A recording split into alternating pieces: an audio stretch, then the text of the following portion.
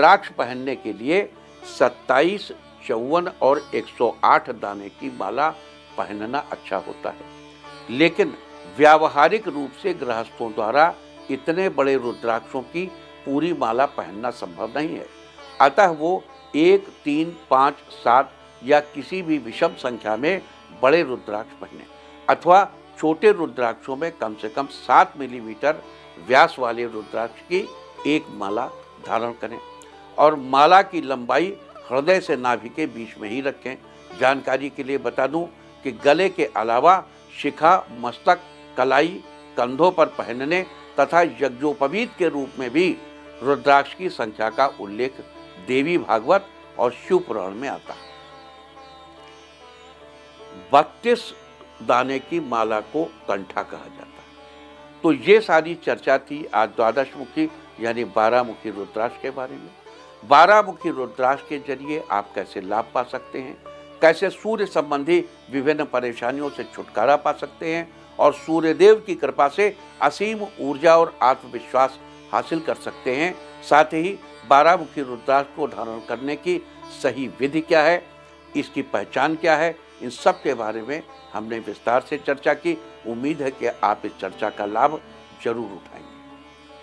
तो अगर आप कुंभ में हैं, अगर आप प्रयाग में हैं, आपके चारों तरफ रुद्राक्ष ही रुद्राक्ष हैं और आप एक उत्तम बढ़िया 12 मुखी रुद्राक्ष खरीद सकते हैं, तो आज 12 मुखी रुद्राक्ष क्रय करके उसको लीजिए, गंगा जल से धोइए और किसी दंडी स्वामी अथवा किसी नागा स्वामी से उसको स्पर्श करेंगे। अब देखिए वहाँ आपको दंडी स्वामी बहुत से मिल जाएंगे। अरे दंडी स्वामी क्या होते हैं, जल्दी ही हम किसी दिन इसकी भी चर्चा करेंगे कि स्वामी लोग जो दंड लिए रहते हैं उसके कितने पार्ट्स होते हैं, उनका क्या मतलब है, बहुत जल्दी हम इसकी भी चर्चा करेंगे। तो ये जो दंडी स्वामी है, किसी दंडी स्वामी से अथवा किसी नागा सन्यासी से उसको स्पर्श करा लीजिए।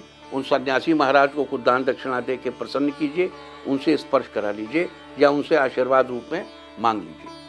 उसके बाद सूर्यदेव को स्मरण करते हुए और अपने पिता को स्मरण करते हुए, अगर आपके पिता आपके साथ हों तो उसको धागे में पोहा करके और अपने पिता से कहिए कि मुझे पहना दो। देखो नक्षत्र, ये जो ग्रह हैं इनमें सूर्य का संबंध पिता से है, माता का चंद्रमा से है, भाई का मंगल से है, बहन का बुध से है, स्त्रियों में पति का बृहस्पति से है, पुरुषों में स्त्री का शुक्र से है।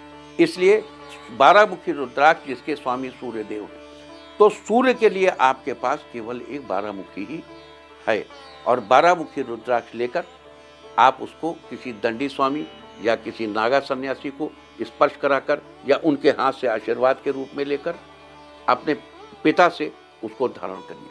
अगर मान लीजिए पिता साथ में ना हो तो आप पिता को स्मरण करके धारण करिए। और ये दंडी स्वामी, ये नागा सन्यासी, ये अत्यंत पवित्र हैं, अत्यंत शुद्ध हैं, बड़ी ही विशुद्धात्मा हैं और इन नागा सन्यासियों का पालन पोषण किसी शिशु की तरह होता है। और ये छोटे से बच्चे जो दिखने में इतने विशालकाय हैं, जो तुम्हारी रक्षा के लिए बने हैं, जिन्होंने हजारों सालों से तुम्हारी रक्षा की, उनसे आशीर्वाद के रूप में लेकर इसको धारण करिए। निश्चित रूप से ये आपको अत्यंत तेजस्वी बनाएगा। यह सूर्य के प्रकाश की तरह आपके यश को चारों दिशाओं में चमका देगा और कुंभ में जाने का पूर्ण आनंद आपको प्राप्त होगा और सदैव आप इस कुंभ को याद रखेंगे।